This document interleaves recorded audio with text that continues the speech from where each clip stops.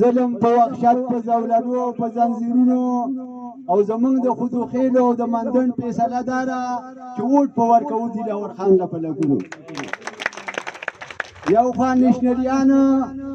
او بل خوا عمرانیان ولاړ دي یو خوا نشنلیان او بل خوا عمرانیان ولاړ دي سم د دروغو ماشینان ولاړ دي راځئ چې هغو له ووټونه ورکړو څوک چې په نوم د امیر مقام ولاړ دي داسې یو څو کسه زلمي پکار دي داسې یو څو کسه زلمي پکار دي د دلاور خان په شان سړي پکار دي او چې د ظالم ګریوان ته لاس نه رسي